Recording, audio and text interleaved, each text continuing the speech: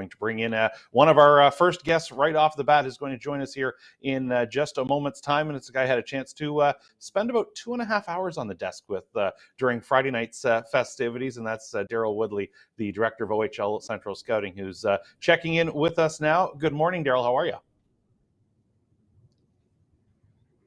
Hey, Terry. How you doing? Very well. So take me through last night. First of all, we had 2.5 hours, rounds 1 through 3 of the OHL priority selection. What jumps out when we talk about that? Yeah, it was a busy day yesterday. You look up and down the list. I went over it a little bit last night after it happened, and some things stand out. You see, both the Senators and Junior Canadians each had 7 kids drafted. They battled all year, and they're battling for the most kids drafted in the draft so far too. So not to be really surprised at that, but I thought there was good coverage throughout the whole province yesterday. Some kids from the north taken, a couple kids from Ottawa taken, SCTA, Alliance, ETA. It was kind of all over the map, and I expect a little more of that today, along with a couple Americans yesterday. There'll be a couple more. I'm sure there'll be a lot more U.S. kids taken today as well. OHL Central Scouting, of course, getting a chance to see the players throughout the year. And I'm sure for you, it's sort of a little bit of like armchair GM, a little where you see the choices made. And, obviously you've had a chance to see the players. The teams have had a chance to see the players as well. And I'm sure it's kind of, it's exciting times to see the opportunities for the players. But at the same time, I'm sure there's always a curiosity to see where some of these players are chosen, just because, where they might fit into an OHL program in the next couple of years, and just where they end up, whether it's a player in the second round, third, fourth, you name it. I'm sure there's always a curiosity going into the end of what we'll call this run up to these players with, of course, the priority selection.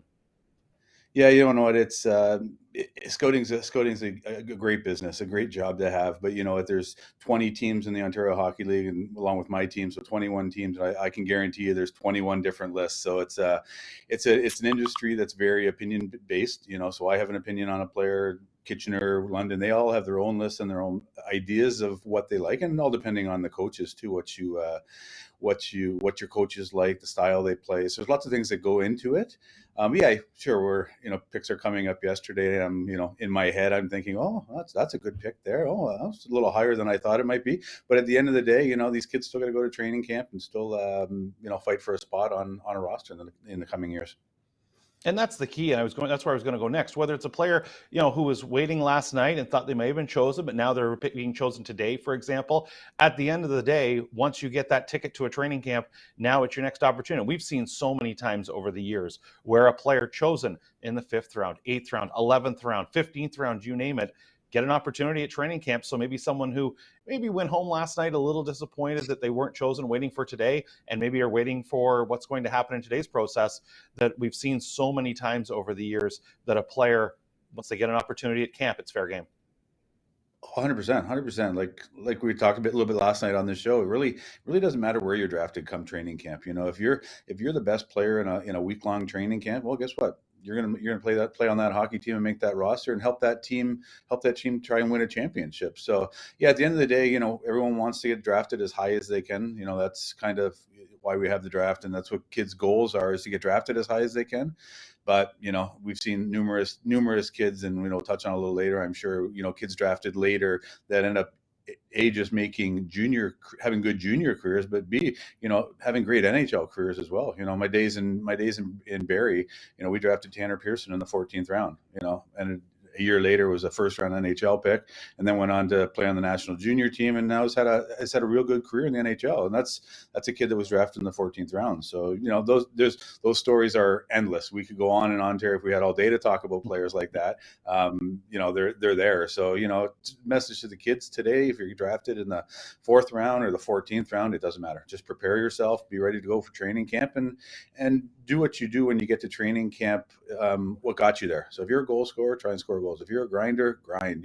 There's a reason why teams drafted you. They liked what they saw with what you did during your minor hockey year. So that's kind of what they're expecting from you when you get to training camp. Round 4 continues. You're seeing the pixel on the bottom of the screen if you're watching us here. And of course, you can check out all the information on OntarioHockeyLeague.com. Darrell, give us the quick Cole's Notes version of OHL Central Scouting, what OHL Central Scouting does, and the team with OHL Central Scouting.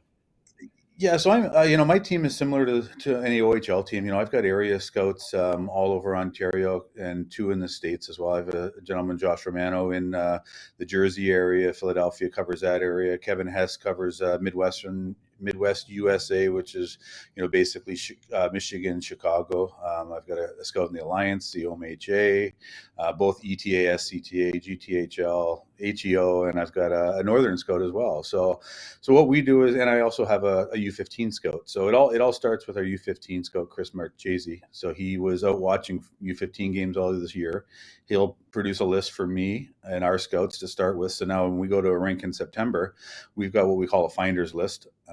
So the teams, when they go to the rink, and when my team goes to the rink, they've got 4 or 5 guys on each team that at least they've been identified.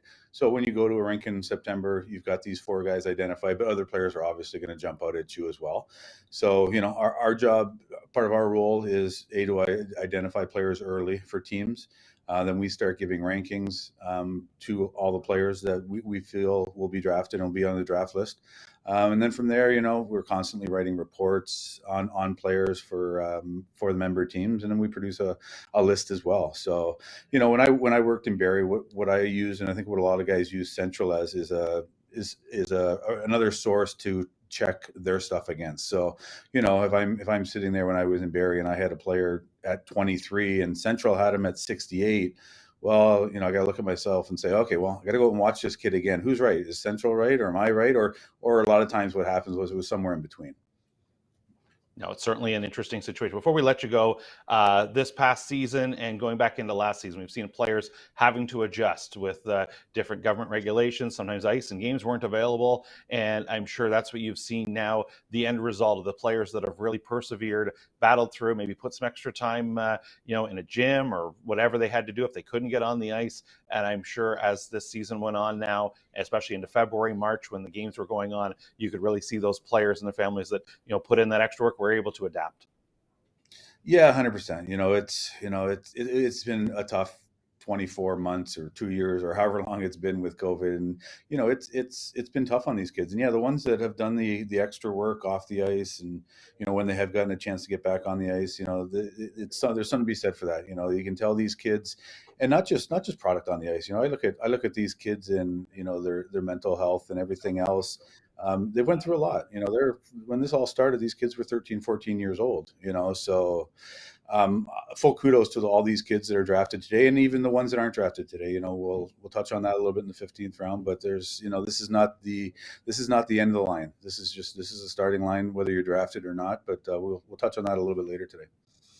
No, absolutely. We've seen so many players who, indeed, they sit through and maybe end up not being chosen, or maybe it's a case where their game grows over the next year and earn that opportunity. So, with Darrell, we appreciate the time. We'll let you get back to work as well, and we'll check back with you a little bit later on in the day. All right, sounds good, Terry. Thanks a lot.